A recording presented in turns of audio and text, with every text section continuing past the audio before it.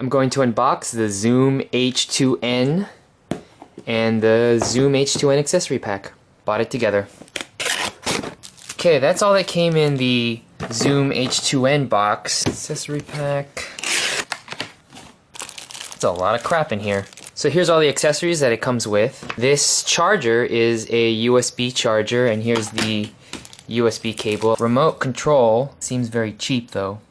Extension cord for the remote. Then we have this microphone kind of handle and this tripod that seems very cheap and flimsy. Case, almost exactly like the H1. Lanyard in there for it. There's two pieces of Velcro that I assume you put on your belt. Finally, the windscreen. There's some cuts on the side so you can access the line in and the play controls, menu controls here. The Zoom is the best of both worlds for music and for film, for video. The H4n is the go-to that everybody uses, I use. It's solid, but if you don't use XLR, I mean, this is unnecessary. Let's test some startup times. So to start that one on, you just click that open and then hold that one down. 1, 2, 3. Boom. Yup. H2N's the winner. That loaded up really fast. The H2 is still loading. And I gotta reset the date. Oh, there it goes. A faster startup time than the older one. When you recorded, you had to first press record to enable it, and then pressing record starts the recording. But with the newer Zoom, all that front panel stuff is gone. You only have this one record button. Hard to miss. Press record, it's recording. Hit it again, it stops.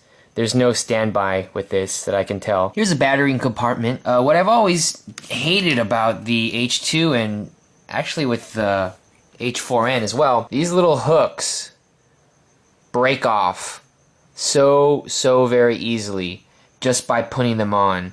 If you don't put them on the right way, if you miss those two latches, you're gonna snap them. I already snapped these on my H4n, but the H2N, they're a little more sturdy. It's less likely that they'll break off. Even though this new one is far superior, this one is still being sold and it's still a dang good recorder. You know, when you bought the H2, you not only got the H2 itself, but you got all these accessories with it. And when I got this, it was $150. This is basically all you get. This, an SD card, and 2 batteries. If you want all the accessories, that's another like 30 or 40 bucks. I wish it would have came with it because to function the Zoom properly, you kind of need all these accessories.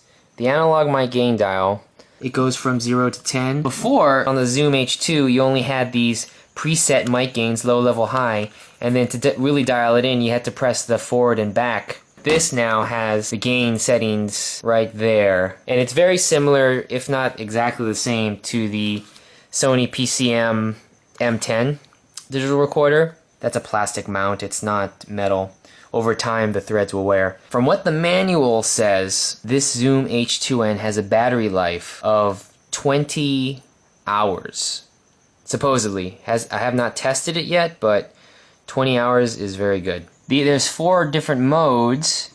You can switch the device in to operate the microphones. There's apparently 5 mics in here. I don't know how they got 5 in there, but it's all on this one dial. It's a really flat dial, and the only way you can turn it is by pressing in and kind of like moving your thumb or your finger. What I'm going to do right now is play some music and demonstrate what each one sounds like.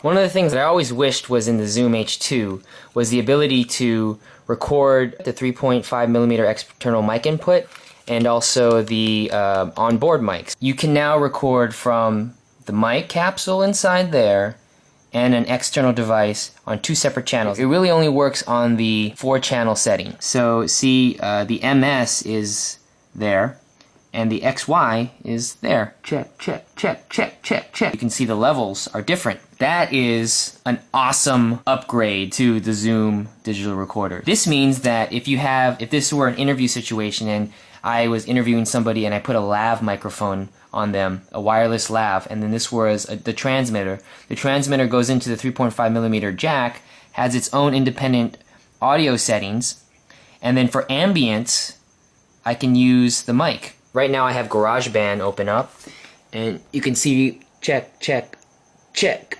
As you can plug it through USB, and it becomes a digital interface, audio interface with the mic. Works with GarageBand. It's supposed to work with iChat, Skype. It's supposed to work with a lot of stuff as your microphone for your computer for whatever purposes you need it for. There's a pre-recording function, a tuner, a metronome, compressor, and a limiter. Here are the many different formats that it records to. At $200 plus the accessory pack, which is definitely necessary to get, this puts you at about, depending on where you go, plus tax and everything, anywhere between $230 and $250. If you're in a band, if you're a musician, if you're a video person or a filmmaker, or you're all of the above, this is the tool to get right now.